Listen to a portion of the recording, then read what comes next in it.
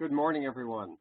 My name is Ira Walfish, and I'm a partner in the PASS program, along with my partner, Michael Levy. Just by way of introduction, this is going to be a lecture on IFRS 15, Revenue from Contracts with Customers. This is really part of actually a larger course that we offer to students who are writing the CFE. This is part of our financial accounting in-depth course.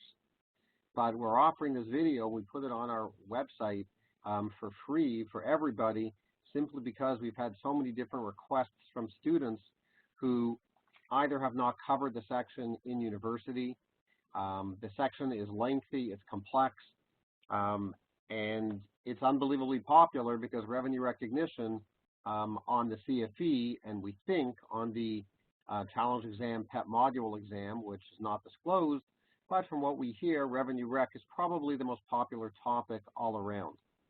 So for that reason, we're producing this video, and really this video will be useful for anyone who is writing the CFE, as well as the PEP module exams, challenge exams.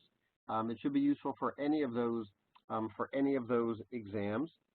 It could also be useful for practitioners who simply want to review on the section, or maybe learn the section for the first time because they're not familiar with the section. For those students who are in the course that are listening to this video, this is going to be on page 218 of the technical review book, or it's in your binder if you're an international student, and that would be in tab 7. Or for those people who are following this video from the from the website, you can simply download the notes which we have uploaded to the website, to the passyourcpa.ca website. So I hope everybody finds this useful. What I'm going to do is, obviously, I'm going to run through and I'm going to explain as much as I can in the IFRS 15 section. Okay, so let's get started. Basically, what we now have is we have two sections. We have one section for ASPE, section 3400, and we have one section for IFRS, IFRS number 15. There are some excellent publications out there which one could look at if one wanted more detail. I'm going to be giving quite a bit of detail, and the notes, which are lengthy, are still a tremendous summary, given that the section is over 100 pages when printed. But there are some very good sources out there that I've used in putting this whole lecture together. I will not be dealing on this video with section 3400 under ASPE. That has not changed, so that is not really part of this video. The purpose of this video is to deal with IFRS 15, the new section. And by the way, candidates who are writing the CFE and the PEP module exams from Jan 1, 2018 are all responsible for the new section. Okay, so I've divided up the lecture really into 4 parts, of which really most of my time will be in part A, a little bit in part B, and a little bit in part C, and very little in part D. I think we should first look at the 5 steps to go through recognizing revenue. Then we can look at contract costs, which will not take that long. Then there's a whole ton of other issues that the section deals with, many of which have been popular and have shown up on the CFE. By the way, when I make references to the CFE, given that the challenge exam or the PEP module exam is non-disclosed, I can't say for sure, but there's no reason to believe that they would not be testing similar type topics than the CFE. So if you're watching this video and you're writing the module exams, everything I say for the CFE, please keep in mind as well for those exams. So these are the 4 areas. Now, the scope. So the scope is, it applies to all contracts in all industries. There are a couple of exceptions. I don't find these exceptions so major. For people writing these exams, okay, lease contracts, fine, insurance. Financial instruments, I guess, is important to realize that it's not going to include financial instruments. But okay, I think the scope is pretty straightforward. There's one exception also on non-monetary exchanges. If they're in the same line of business, it doesn't apply to that, and it would apply to related party transactions. I should point out, I'm not going to read every single bullet point. There's way too much here. My goal is to really focus you in on the major things that I think could come up in an exam situation. That really is my goal here. So I am not going to, obviously I'll be skipping stuff that I think is self-explanatory or that I can't add to as I'm going through the notes. Okay, so the basic core principle, before we get into the actual 5 steps, the basic core principle, which is pretty straightforward, which I don't think is that useful. I think it's self-explanatory. It's the, recognizing revenue to depict the transfer of promised goods in an amount that reflects the consideration. Okay, fine. I don't think people are going to really be using that much when they get into cases. Let's look at the 5 steps. That interests me much more. Okay. Now, people, this almost goes without saying for those writing the exam, but let me start with, obviously, you do not simply dump out the 5 steps regardless of what's in the case. The whole idea is to apply these 5 steps to the case. They could put an issue in step number 1 with respect to the contract. They could put an issue in step number 2, etc., in any step. So you don't need to deal with the steps if there's no issue.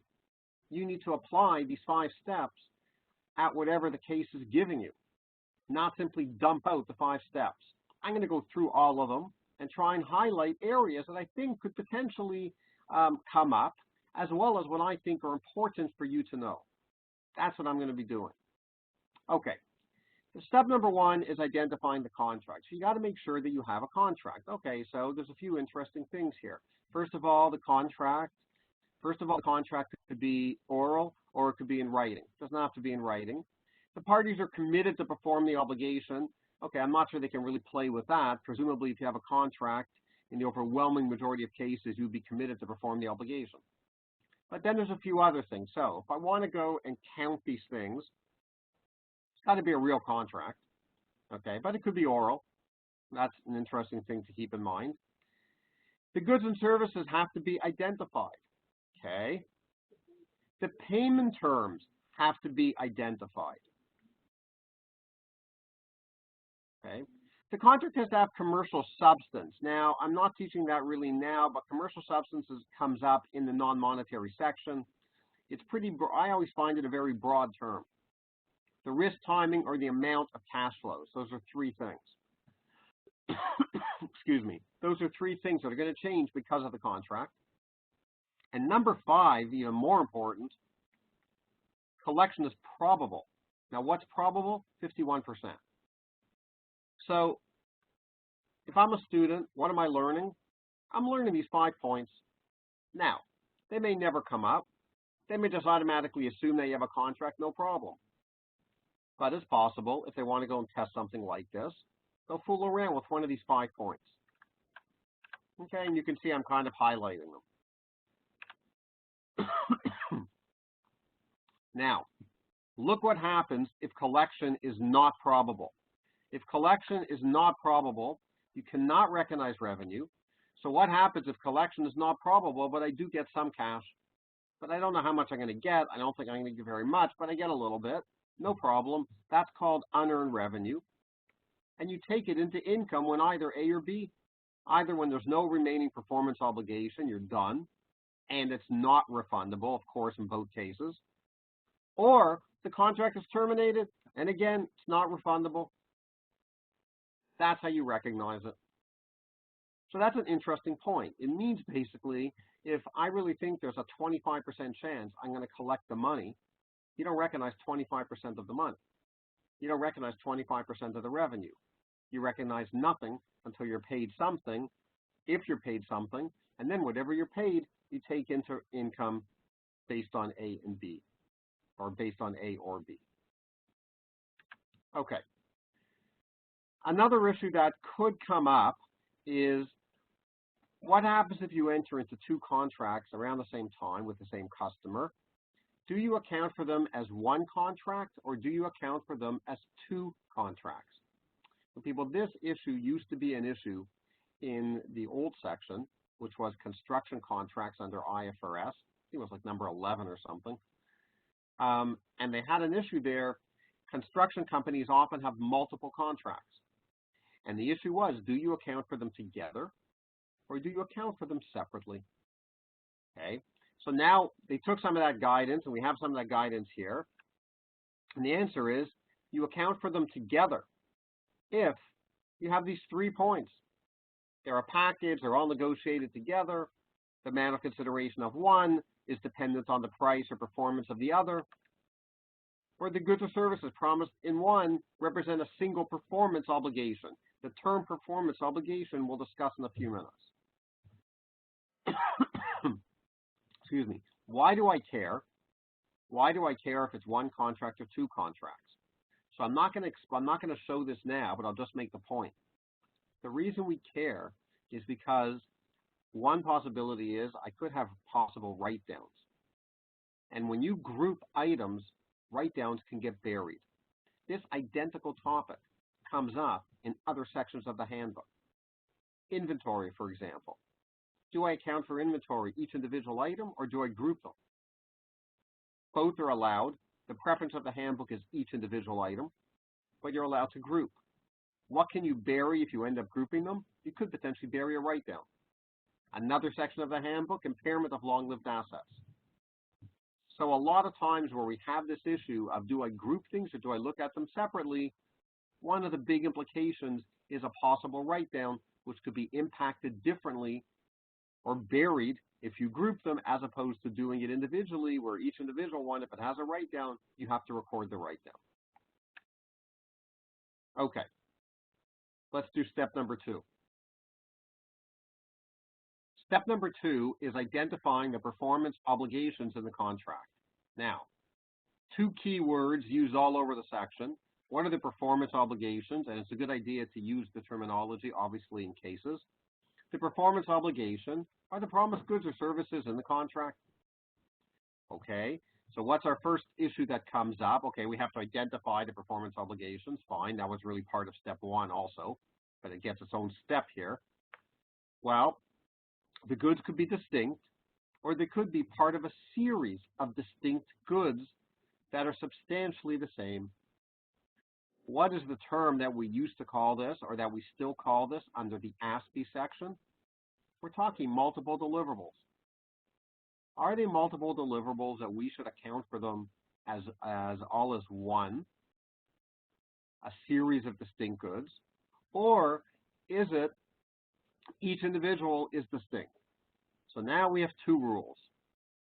In order to be distinct, so if I'm going to have a number of performance obligations and I want to look at each one separately and have a revenue recognition policy for each one separately, number 1, it's got to be capable of being distinct.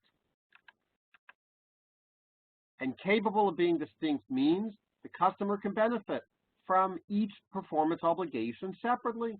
Or maybe there's other resources they need, but each performance obligation can be looked at really as a separate item, and I can benefit from each separately.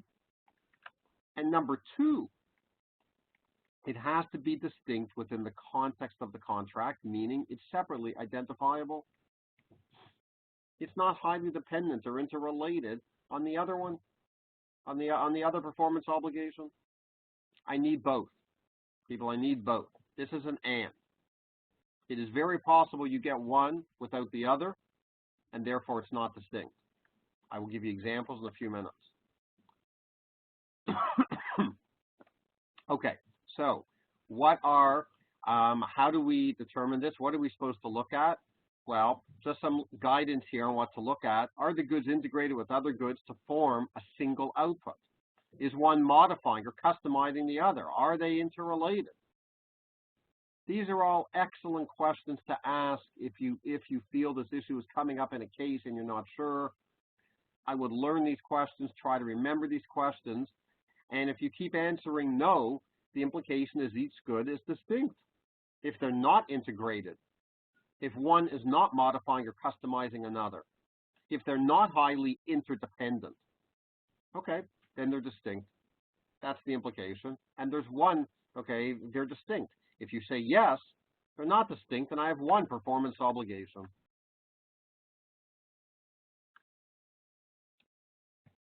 So You might want to look at these 4 points. I kind of like these 4 points, just maybe it's easier than the 3 points on the previous slide to learn. I kind of like these. Just look at these 4, just kind of remember these 4, and then by answering the question, again, it's a bit of a judgment call. People, I don't want people thinking just the minute I have 1 or the minute I have 2. No, it's going to really depend on which way you think it's going, and it really is a judgment call. Okay, you just have to use your own, kind of have to use your own opinion on which, I don't know, where there's more weight. Because it is possible you'll have a few of these and you won't have all of them. So you could have mixed answers for the A, B, C, and D. Okay. Quick example. A plane manufacturer sells planes and kitchens in planes. Okay. Well, when the plane is purchased, is the kitchen and the plane distinct? Well, it meets criteria as it could be sold separately. I guess you could take parts out of the kitchen and maybe you could sell the kitchen separately. But it sure is not identified in the contract as a separate item. So maybe, I'm saying for argument's sake, okay, maybe not, but let's say for argument's sake, let's say you could remove the kitchen and put it into another plane. And let's say if there's planes out there that want to have updated kitchens, they could go to you. And if you had updated kitchens, you could go and you could put in these new kitchens. So that you could sell it separately. So you meet A, but you don't meet B. You don't meet B. Therefore, we have 1 performance obligation. Now, a series looking at B of distinct goods or services, there you need 2 criteria, obligation satisfied over time, and you got to use the same method to measure the progress. Okay, if it's not distinct, it's 1 performance obligation. The example, look at the example here, very common example. A manufacturer of a house. Lots of manufacturers, lots of builders who build houses. They go and they subcontract half the house. Okay, that's 1 performance. That's 1 performance obligation. That's really 1 performance obligation, right? I mean, you're not buying the plumbing separately. You're simply buying the house. Okay. All right. And again, it really depends on the facts. I'm not going to go through every single example here, but another popular one, I guess, would be a vendor selling a software license and installing the software. There's 2. It looks like there's potentially 2 performance obligations. Do I account for the software license separately from the installation? Are they distinct or are they combined? And again, it really depends. I mean, I could just make a fax here, and I could go in either direction. Okay, so again, I don't want to belabor this and go through every single example. The fact is, the handbook lists a whole bunch of examples, and you can just kind of look at this page, and you can see here some of them are single performance obligations, some are multiple performance obligations. Based on the facts, you can go in either direction. Okay, so step number 2, determining the performance obligation and whether it's distinct or whether it's part of a series. Do I have 1? Do I have multiple performance obligations?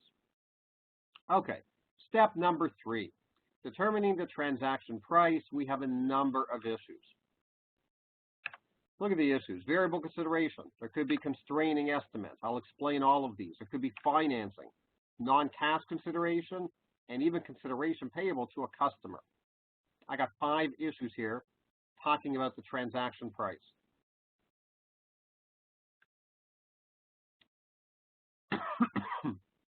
Variable consideration comes up all the time. Performance bonuses, discounts, penalties. How do you account for these? So now along comes the handbook, and IFRS 15 gives us 2 ways. They say, well, you could use something called the expected value method. That's a probability weighted method. I'll show you in a second. Or you could use the most likely amount. The probability weighted method, all you're really doing is you assign a probability to each one and you add it up. The most likely amount, you just take one that's most likely, even if it's not 100%. So these are just a couple of methods of how you're supposed to do this. The point is, I have to know how to account for things like discount penalties and things like that, and the handbook is now providing guidance. Constraining estimates, very important. One of the things we're always worried about when we talk revenue recognition is obviously overstatement. People are going to be too optimistic. That's usually the bias, not always, but usually. So we have an issue here, a constraint, where they're kind of putting the brakes a little bit on optimism.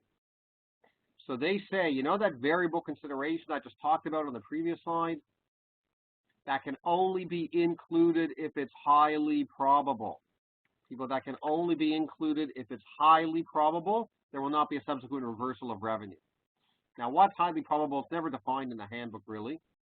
But highly probable, 80–90%. That is really what we're talking about.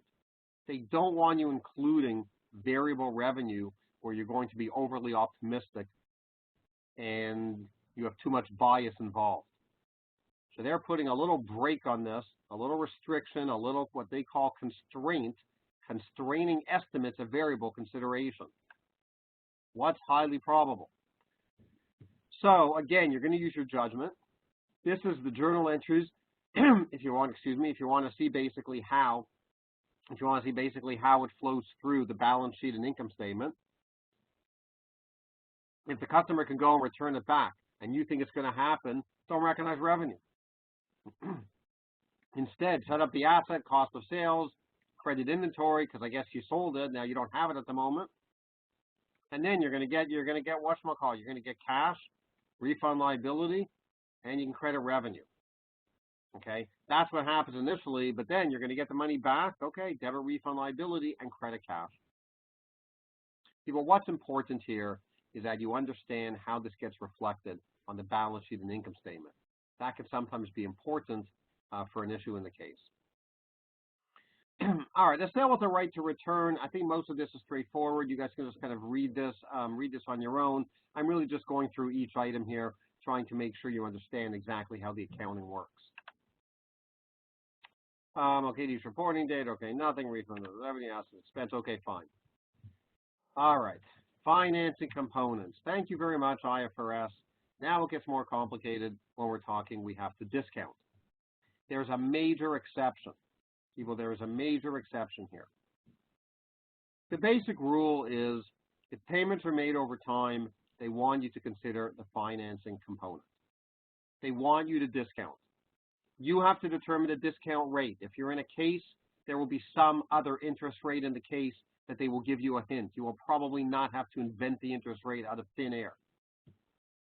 The major exception that we have going for us is if you're paid within a year, forget discounting.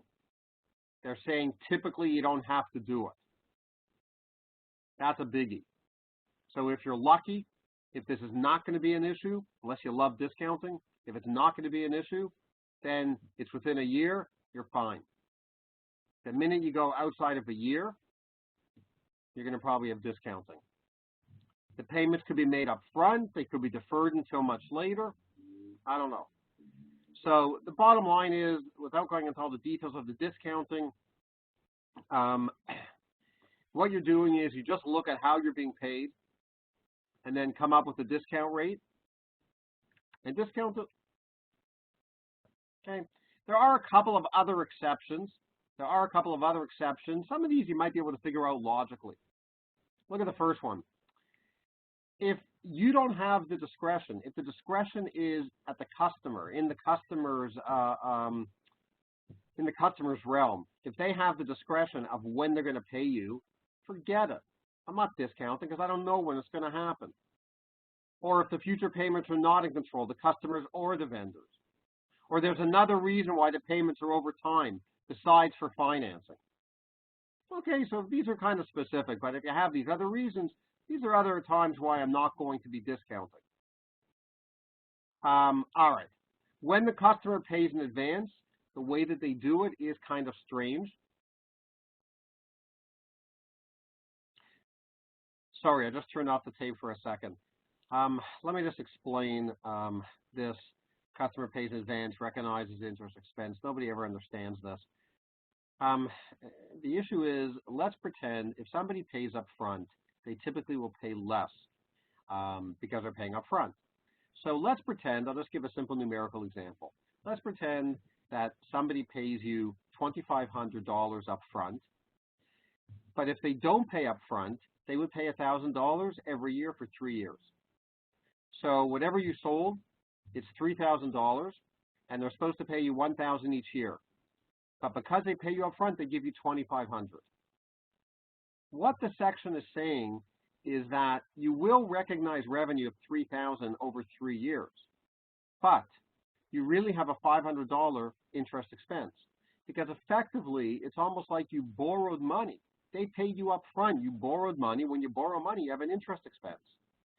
So it's kind of a theoretical thing. You're not paying back the $500. I normally think if I have an interest expense, I have an outflow of funds. No. What they're saying is it's like you borrowed the money. Yes, you have revenue of $3,000 over 3 years, but the fact that you've been given $2,500, you're actually have less cash because they paid you up front. Effectively, that's an interest expense, and you'd recognize a revenue over the 3 years. It's basically a bit of a convoluted way of showing how you discount, but that's why it says if a customer pays in advance, you recognize an interest expense. They're assuming that they're paying you less because they're paying you up front, and that's to your advantage, but you end up with an interest expense. And the opposite is also true. If they pay in arrears, then you recognize as interest, and then you recognize as interest income. Okay, that's basically the explanation of this. But the truth is, if it comes up in a case and you are paid out over more than 1 year, assuming that you're paid in advance and you're paid less, then you just have to you do have to reflect the interest expense and you have to discount. Non-cash consideration, point D. All right, measure it at fair value. This one's pretty straightforward. If it's not reasonably estimable, then you just look at the standalone selling price. Okay, fine, straightforward. That's dealing with, of course, some type of non-monetary transaction where you're getting something that's non-cash. And E, the last one, is if you have coupons or vouchers or signing bonuses, I don't know, things that are consideration payable to a customer, what you're supposed to do, and this is simple, but it could be important. You have to reduce your revenue, okay, unless it's like some regular purchase. You have to reduce your revenue as opposed to expensing it as some type of marketing expense. Okay, let's look at step number 4. Step number 4 is allocating the transaction price to the performance obligation. So this step is pretty straightforward. It's dealing with if you sell multiple products for one price, how do you allocate the price? And I'll give you an example. It's really not that hard.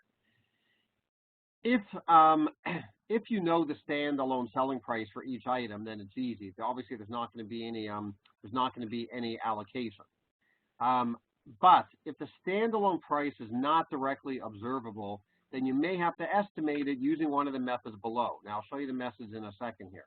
Okay, so let me just give you a simple example. Let's say you sell products A, B, and C, and you sell them in total for $1,200. That's lower than if you sell them individually. If I sell them individually, I'm charging $400, another $6 is $1,000, another $5 is $1,500. So really, each one is worth, the total is really $1,500. But because I'm selling them all as one, I guess I'm giving a discount, so it's only $1,200. So how do you allocate the price? You allocate the price based on $1,200. You just kind of allocate it among the three based on the 4, 6, and the 500. You end up obviously with $1,200. So that's like the logical way of doing it. I think most people just kind of figure that out logically.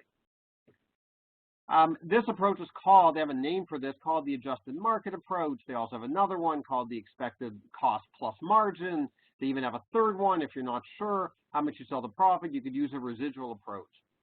So the bottom line is what they don't want you to do, if you look at the last paragraph here, they don't want you to postpone.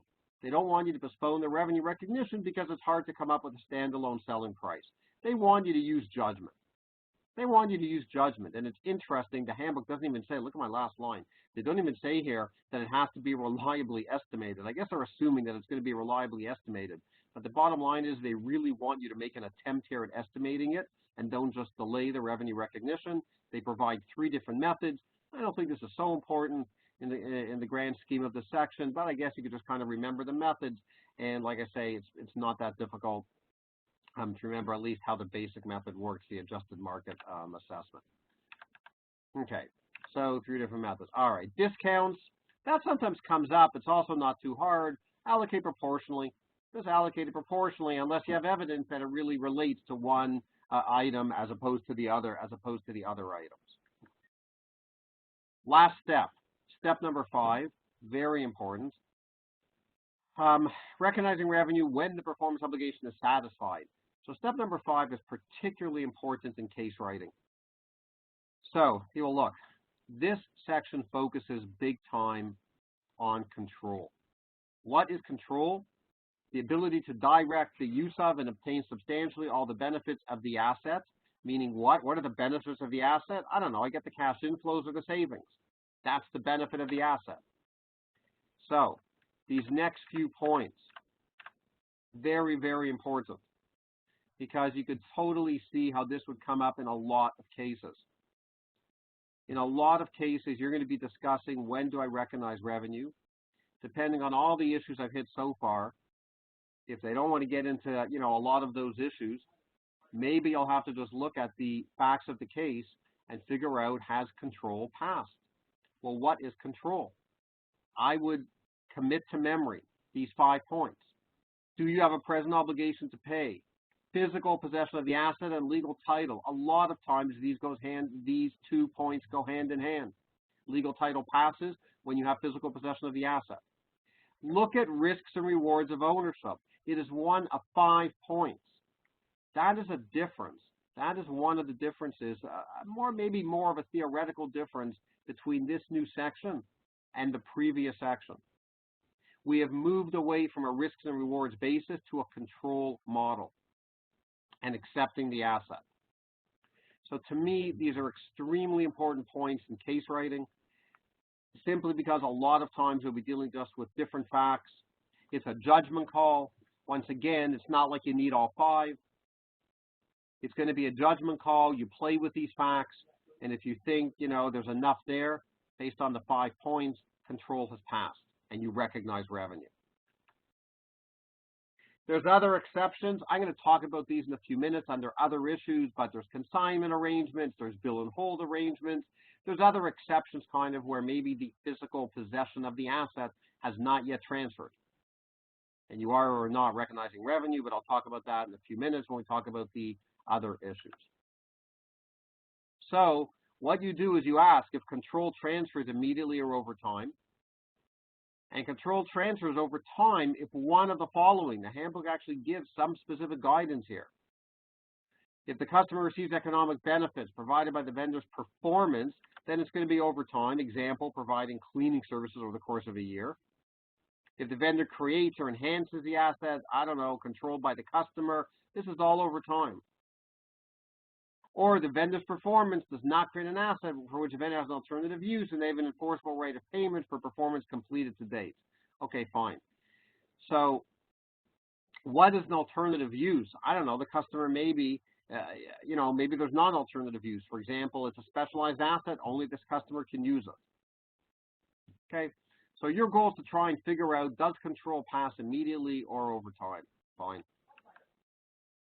Now, this is very similar to the guidance we used to have, which is they don't use the term anymore, percentage of completion. But if we're talking about measuring progress over time, I'm thinking long-term contracts, I'm thinking construction contracts. In the past, and similarly today, what basis do you want to use? So what they do is they say, there's different methods to use. You can use output methods or you can use input methods. Output methods would be milestones that are reached, the time elapsed, or there could be input methods, your machine hours, your labor hours. Some of them are the same, time elapsed. So I don't think this is any different than percentage of completion, what we used to have, where we would simply take a basis and we would measure revenue over time. The zero profit method is still in existence. We still have it here. It may be applicable. What is the zero profit method? Basically, it means if your future revenues are an estimate and you're just not sure how much, or you're worried you're not going to make money, maybe the cost will exceed your revenues, you want to play it safe, you're conservative, what you do is you recognize revenue to the extent of costs, no profit. So if I expect 80,000 revenue and 80,000 of costs, I'll recognize 80,000 revenue, 80,000 costs, no income. Hopefully, I'm hoping I'll get another 10,000 at the end. Hopefully my revenue will bump up to 90. And you know what you do? You recognize the 10 afterwards, after you've already recovered all your costs. That's why it's called the zero profit method, because you're not recognizing any profits for so long. It's a very late revenue recognition method. Okay? All right. People, that wraps up the 5 steps. I know a considerable amount of time on those, but, you know, the 5 steps obviously are major. Okay, let's look at B, contract costs. This I can go a little quicker on for the simple reason the entire issue here is 3 words, expense versus capitalize. Which one wins?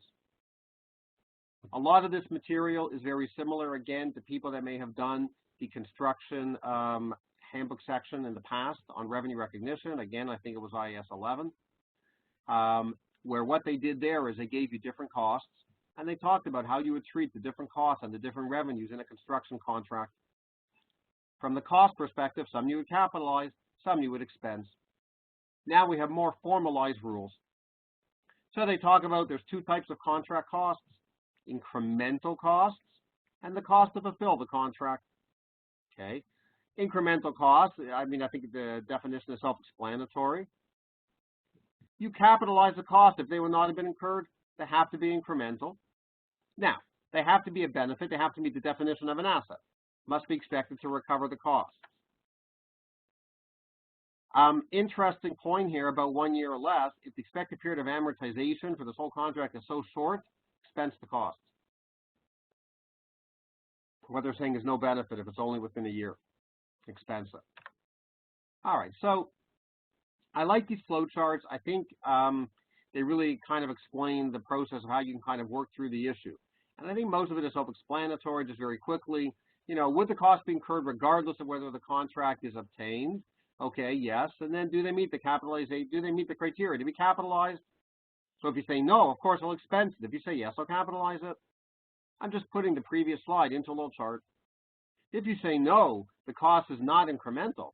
Would the cost be incurred regardless of whether the contract is obtained? You say no. Well, is it a cost that's expected to be recovered? If the answer is yes for this one, then yes, you still capitalize. The answer is no, of course I expense it. Okay, the second one, the cost to fulfill a contract, okay, fine. There could be other sections that apply, fine. If the other sections, you know, if that's the case, if they really relate to another section like inventory or PPE, then what you do is you apply the other section. But if the other sections don't apply, so you kind of have to look at the other sections first. If the other sections do not apply, then you capitalize, and these are the typical things. I don't know, they're identifiable, they generate or enhance resources, and they're expected to be recovered. Typical capitalization criteria. And there's a flow chart similar to the last one. Are they incurred to fulfill the contract? Yes. Of another guidance. Okay, fine. If the answer is yes, then go apply the other guidance. If the answer is no, do they meet the criteria to capitalize? Yes, capitalize with no expense. Okay, very straightforward. Here's an example. I don't think I have to waste time going through the example. I think it's pretty straightforward. Look, people, obviously the section did not have to even include information on what do you do with these costs. They wanted to include it. This could easily come up in a revenue recognition issue where you have to account for different costs, and just make sure you know the basic rules in Part B, what I'm doing now. Okay, and that's why, you know, I'm giving an example here, and you guys can look at this example. You can look at this example on your own. But yes, they've done this in the past many times over the years, where they just give a few costs, and obviously the issue is capitalized versus expense, and you have to kind of work through the criteria. Okay, and here's a bunch of examples of costs. So, you know, just a couple to keep in mind here. General and admin are usually expensed. Usually expensed. Yes, if they're explicitly chargeable to the contract, maybe they're not, but usually they're expensed. Waste, expensed. And these typical things are usually capitalization, assuming you meet the criteria. Wages, materials, whatever. Okay, assuming you meet the capitalization criteria. All right, so this is not something I expect people to go and memorize. Just gives you more of a feeling here of whether you're capitalizing or you're expensing. Now, would you believe they have an issue in here on impairment? What the heck is impairment doing in the revenue rec section? Well, if you're capitalizing, I may be impaired. So they introduced a new impairment model for costs that are capitalized. What's the impairment model? Recognize an impairment loss should be recognized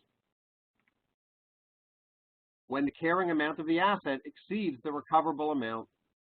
Okay, what's the recoverable amount? The recoverable amount is the remaining expended amount of consideration to be received minus any costs that are related directly to the, the goods and services. So, yes, I would know this formula. This is new. We have an impairment formula sitting in the middle of the revenue rec section. Now, the truth is, if you're dealing with an item that is in another section that has an impairment model, you would apply that first, i.e. inventory. Then you would apply IFRS 15. And third, you would apply the impairment model for CGUs. CGUs are cash generating units. Impairment of long-lived assets. That's where the concept comes up. So if an asset is impaired under this section, it's still included under the impaired in the it's still impaired under the CGU. Okay. Now, can I reverse my impairment? Yep. If the impairment conditions cease, you can inverse the impairment. Can I go up above what if my asset was impaired by $10,000 and now I want to reverse it, can I reverse it and go up to 11? Of course not. Of course not. It's limited to the carrying amount, net of amortization, had no impairment loss been recognized. No kidding. But the point is, yes, you can reverse the impairment. All right. C, really the last topic here, which is other issues, because I don't really spend time on presentation and disclosure. Okay, other issues. So, don't kill the messenger, which would be me, but a lot of these issues have come up over the years. They're giving explicit guidance on these. I've tried to really, really summarize them to help you when you're writing this. Obviously, if you need more notes, you can always go back to the section or some of the other sources of information I showed you at the beginning. But I will try and tell you which ones I think are more popular, but a bunch of these over the years have really come up. Number one, not tremendously popular. How do you account for gift cards? Very specific. I would say no, I have not seen number one come up very often. Okay, I don't think I'd give gift cards. I don't think that one is so important. Warranties, very important. Absolutely, comes up all the time. How do you account for a warranty? Look at this. It's a performance obligation if the warranty is distinct. This is huge. We talked about this issue before. Is the performance obligation distinct? Could they buy it separately? Or additional services are provided as part of the warranty. Okay? If the answer is yes for either, yes, they could buy it separately. Okay, or additional services can be provided, then the performance obligation is a separate performance obligation for the warranty. But it gets more complicated. Guess what? They got two types of warranties. I would definitely learn this. It has come up over the years. You have an assurance warranty. What does that mean? It's assurance the product's going to function as intended. Okay? So then you're supposed to use IAS 37, the provision section. That's how you're supposed to account for it. Or it's a service type warranty. It's going to provide a service in addition to the assurance warranty, something over and above. That's a separate performance obligation. You allocate a portion of the transaction price. So it's different accounting for each. So the minute you see a warranty, you start to look to see if you can identify which type of warranty it is. Example, a vendor sells a cherry picker to a customer with a 1-year standard warranty. Okay, fine. And then the customer buys a 3-year additional warranty for $5,000. What is it? Well, the 3-year additional warranty, that's a service type warranty. Basically, that should be accounted for sorry, the whole warranty, the 1 year, the standard warranty, is a service type warranty. It should be accounted for as a separate performance obligation. This business of the $5,000, this 3-year additional warranty, they should defer the revenue of $5,000 until, okay, fine, that's I'm talking now the vendor. The vendor who's getting the $5,000 should not record $5,000 revenue. They should defer it until performance obligation is satisfied after 3 years. Okay, so it's obviously a service type warranty, and the $5,000 they don't recognize up front. They recognize it after, I guess, the obligation that they're providing after the 3 years. All right. Another quick example, a luggage company provides a lifetime warranty in all bags. Okay, fine, they don't have to do this. And if the bag is damaged, they'll fix it with no charge. Okay, so one sec. There's no legal requirement to do this. That implies that they're providing something over and above the product. That implies a separate performance obligation. Okay. It's also a longer coverage period. I don't know if everybody does that. That also implies it's a separate performance obligation. And the promise beyond agreed upon specification, what does that mean? They're going to repair the luggage after the customer has control of the product. That also implies that they're doing something over and above the actual product itself.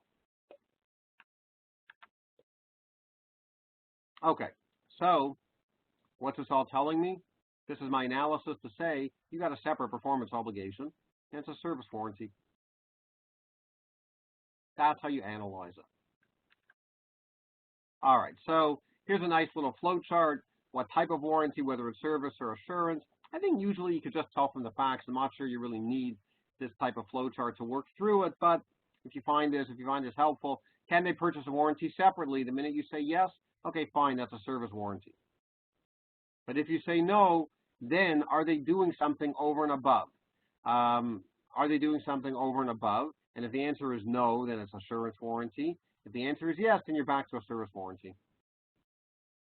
Okay, so if this helps you understand which way to go, service or assurance, just use that. What happens if they have an element of both? If they have an element of both, then you account for it as one performance obligation, and you allocate the portion of the transaction price to the service, whatever. Okay, basically go back to step 4, where we talked about over time, okay, allocating the, I think step number 4 was allocating the transaction price to the performance obligation. Go back there and see how you allocate it. Just follow step 4 of the model.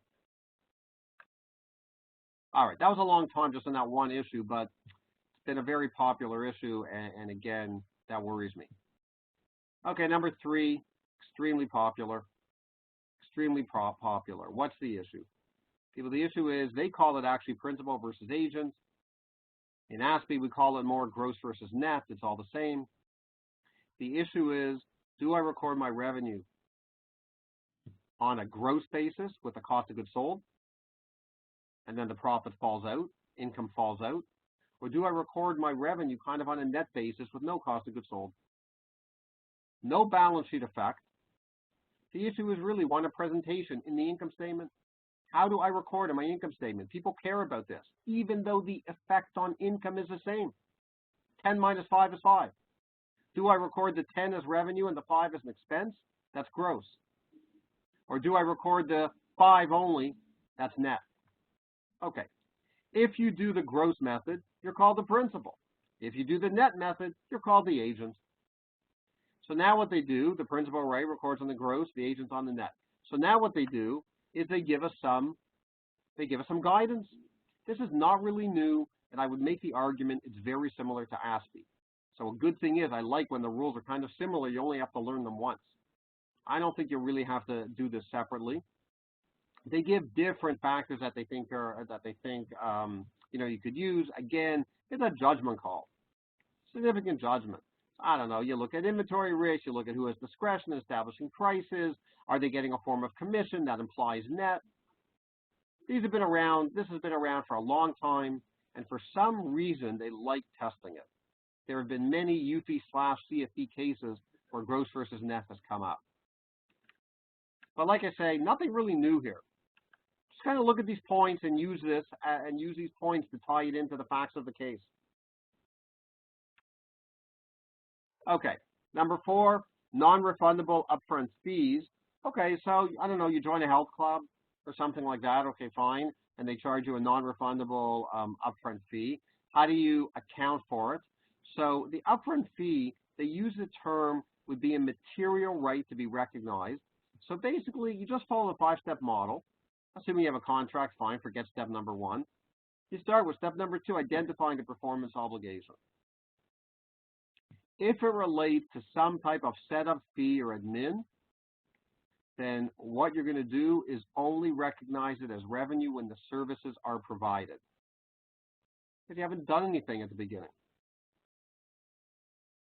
How can you recognize it as revenue right now just because I got the cash? All right. A lot of times, I say usually here, they relate to setup activities and they're not separate performance obligations.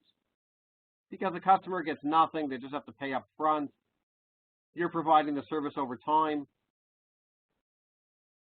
Okay, so a lot of times it's going to relate to some type of setup activity and it's not going to be a separate performance obligation. Again, they can play with this. Obviously, you have to look at the facts of the case. All right, number 5, just know the term, what they mean by material right. The customer has a right to buy additional goods or services for a discount. How does that benefit get reflected? That's the issue. They have a right. They would not have got this right if it wasn't for the contract. They bought something, and because they bought something, they have a right to purchase something else, maybe for cheaper. Okay, so this is called a material right. The fact they have a benefit down the road. That is a separate performance obligation, and you're supposed to allocate the total transaction price to the material right. It's got to be significant. People have to obviously be material, and it's got to be incremental. Otherwise, forget it. Then it's some marketing thing. Like, who cares? Okay, so it has to be significant and incremental. How do I count for it? There's 2 ways. Either you treat the material right as part of the original contract. You treat it as an addition to the consideration of the goods and services, meaning you treat it prospectively. It's like a change in the transaction price. I'm giving you a benefit on a go-ahead basis. That's how I account for it. Or you modify the contract, and then you account prospectively. Or maybe you have some type of cumulative catch-up adjustment. Okay? Those are the 2 ways you account for it. Coupons. A lot of times, right? You buy something, they give you a coupon or something. Okay, fine. You don't even know half the time you're buying something if you're getting a coupon. All right. So people look. Normally, they're part of marketing. The customer could just go and use the coupon or something like that. Fine. Also, a lot of times not even redeemed. Usually they have little impact on revenues and they're not a material right. But again, this falls, you understand why coupons fall into this whole issue. It's a benefit you're potentially giving a customer down the road. So what do? When they redeem them, basically you account for it as you go. When the coupon is redeemed, they reduce the revenue. You're not getting the full revenue because now the customer has a bit of a discount.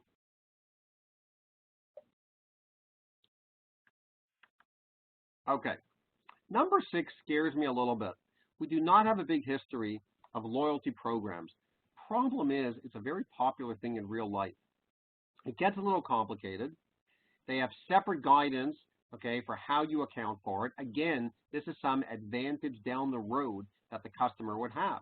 Well, that's a material right, and you are supposed to account for it as a separate performance obligation. And what they do in the handbook is they give you some guidance on how to account for it. So I don't want to waste time going through this example. The truth is you can kind of look at this example on your own, but I would know how to do a customer loyalty program. It's just one of those things that you know is very popular in real life, and anything that's very popular in real life can definitely make its way onto the exam. So I have a whole thing here. Like, you can look at all the numbers on your own, and you can look at the journal entry. Okay. All right, and then I even show you here what happens after everything is redeemed. All right, good news, no financing built into customer loyalty program. Why not? Remember one of the exceptions we had? I don't know when they're going to take advantage of it. It's at the discretion of the consumer. I don't know when they're going to take advantage. Fine, I'm not building and financing. Beautiful. Okay. Renewal options, yeah, so-so, not that popular. The part that the customer can acquire additional goods or services. Is this distinguishable from other options? Should I account for it separately? Again, is it a material right? You see how many issues this terminology comes up. People, this is terminology obviously you should be using in the, for any of these issues in your answer. A renewal option provides a material right, usually, and revenue is usually deferred to future periods. Usually, not saying all the time, but usually if there's some type of renewal option, there's some type of incentive built in, and that ends up being a material right. Very specific, number 8, licensing intellectual property. Could be tested. Could be tested. Separate rules. All right. You're dealing with some type of, I don't know, software and technology, patents, trademarks, stuff like that.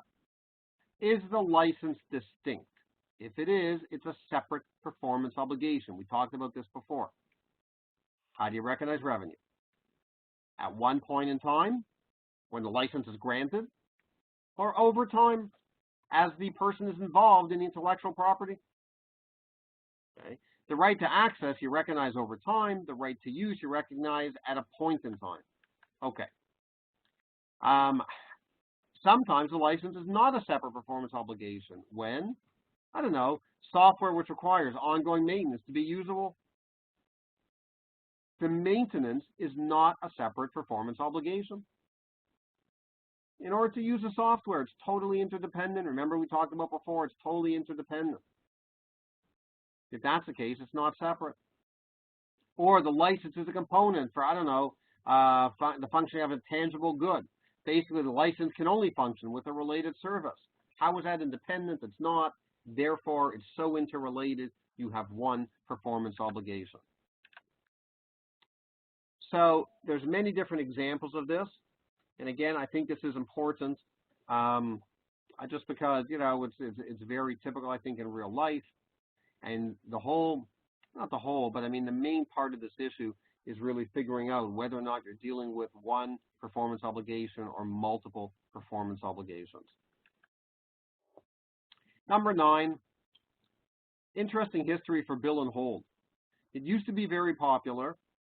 And then years ago, when they made some changes to the handbook revenue rec section, I'm talking now under IFRS, the bill and hold kind of fell by the wayside and didn't get very much attention. Now it's back. It's a specific type of situation. Just know what the situation is. Basically, a vendor invoices a customer but does not deliver. Why is that a big deal? Because delivery is a very big deal. Go back to the 5 criteria in step number 5. We had transfer of title, and we had delivery essentially, right? When the customer takes control of the product. Those were 2 of the 5 criteria for the passage of control. So right away I'm thinking, so why am I passing control? I don't know, we didn't deliver the product. But this might be an exception. This might be an exception. The vendor, okay, must transfer it, right? In order to recognize revenue, I got to transfer control, even though I'm not transferring the physical asset. So the exception is, well, what does that mean? So how can I get away with this? How am I transferring control but not the physical asset? Well, it's a bill and hold arrangement. I'm holding the asset. It's got to be substantive. There has to be a legitimate reason. There has to be evidence that the product really belongs to the customer. I'm just holding it for the customer, and it's physically ready to transfer now. Oh, sorry, and the last point. And the vendor can have the ability yet to use it, so I can't take it and give it somewhere else.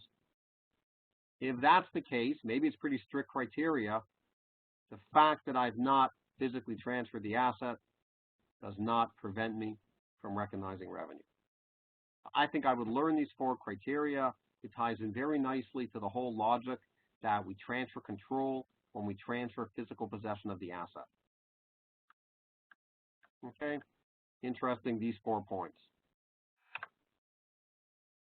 And here's a nice little chart, but I won't even bother saying it simply because it's exactly really the same as the previous page. Just understanding the 4 basic points.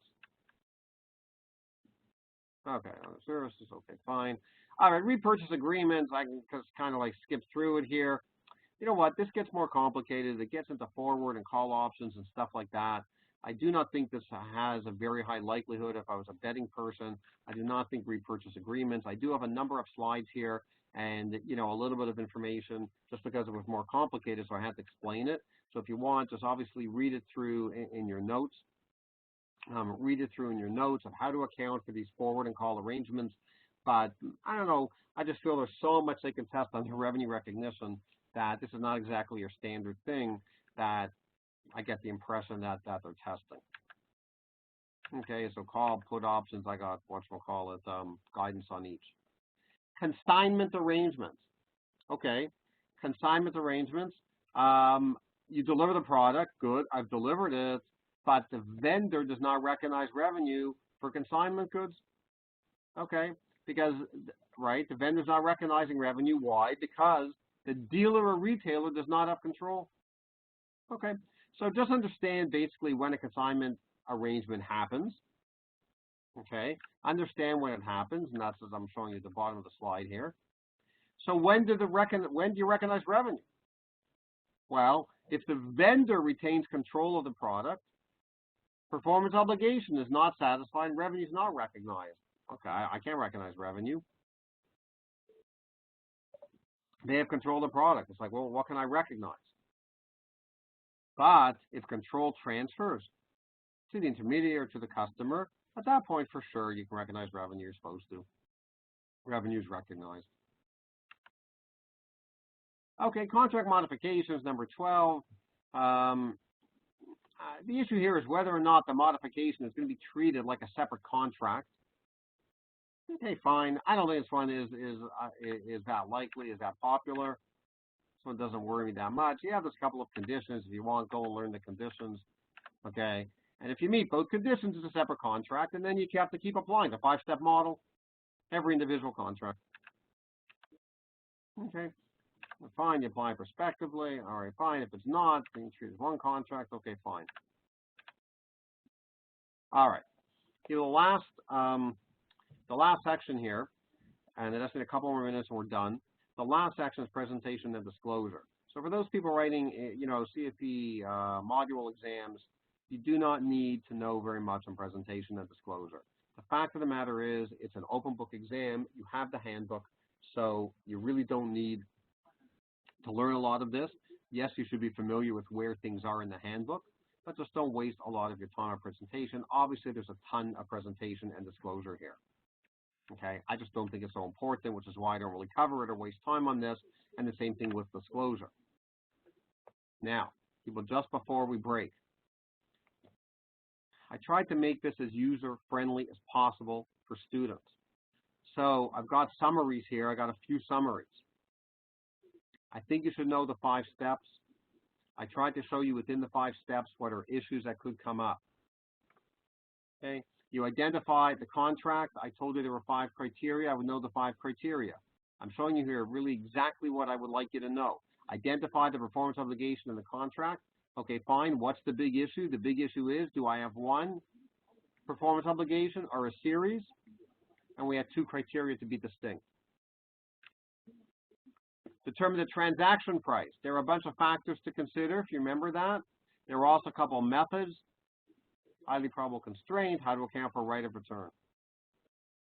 Step number 4, allocating the transaction price. We have 3 different approaches. Step number 4 is only going to come up if you've got several products and it's not clear, right, on the pricing. You're going to have to allocate the price among the products. If you have one product, forget step number 4. Step number 5, more importantly, definitely refer to the 5 indicators when control passes. And we said, consider if control passes immediately or over time, look at the 3 criteria if over time. That's it. So I have literally broken down for you each one of these steps, what the issues are under each one that I believe, okay, that could come up. And that's how I would learn this for the 5 steps. For the contract costs, you know the issue, expense versus capitalized. Know the criteria, know the 2 types of costs, obviously, incremental cost versus fulfilling a contract. For the other issues, I have a nice summary here where I literally just tried to pull out the key points. I just tried to pull out the key points. Sorry, turned it off for a second. So I'm summarizing the other issues, the key point for each of these. I tried to show you which ones I thought were more popular. I thought warranties is definitely more popular. Principal versus agent, things come up a ton of times, non-refundable, upfront fees. But then you get into this material right, and it eats up a lot of the issues. So I don't know if number 5 is so popular, customer, options for additional goods or services, but I think it's important to know the material right. Loyalties, I don't know, question mark, kind of scares me a little bit, but no, it does not come up very much. Renewal options, no, it's not really come up very much. Intellectual property, something specific in the section. Obviously, if they want to test it, they can test that. Bill and hold, definitely important. More guidance now than we used to have. Repurchase agreements, not really. Consignment arrangements, yes, more popular. And contract modifications, not, I don't think so popular. Lastly, why am I giving you a slide on the paragraph in the handbook? So people, this is very important. What a lot of people tend to do when they write these cases is they reference back into the handbook and they quote the section, copy and paste the paragraph from the handbook that is applicable. And then you have to tie it in. So I went through the handbook in painstaking detail and I pulled out every paragraph that I thought could potentially be the type of paragraph you'd want to copy if the relevant issue showed up in a case. So, I don't know, this is like when I say my best guess, but those are the paragraphs. It may look like a lot, but trust me, okay, when you look at I don't remember the number, how many paragraphs there were in the section, but oh my God, it's into the hundreds. It is into the hundreds here. I don't have that many here on the slide. So what I'm saying is, yes, be familiar with the section, be familiar with the paragraphs. A lot of people like to do this. I'm not saying you have to, but a lot of people like to start off their accounting discussion, and they start it off by, copying and pasting the paragraph, and then they start to tie it in. Beautiful way to do it. You see it in the solutions all the time. That is the reason that I'm giving you this slide. Okay. So people, look, I'm not going to get into section 3400 on this video. Again, this is really part of a whole larger course. For anyone that's interested in the course, just go to the website. You can see all the courses and material that we have for the CFE and for the challenge exams, module PEP. Okay, we have lots of material for all of this stuff. This is really part of our IFRS ASPE technical review accounting course. We have this whole section also in our book. You can purchase materials only. You can come to the course, whatever. So I hope everybody found this useful. It's a big section, it's new, and it's very popular. The good news is ASPE has not really changed, but I had to summarize, I should point out, I had to summarize it obviously separately from section 3400. I can't start comparing. I mean, it's so above and beyond what we have in section 3400 with all these issues. I could not integrate the two of them, which is what we often do, and I show you the differences.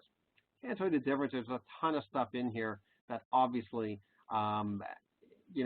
differs and is in addition to section 3400. So, I mean, to me, the important thing is just knowing all the different issues and honing in on what the issue is that they're testing you on and then figuring out how to account for it. Okay, so I hope everybody found this useful, and thank you very much for watching.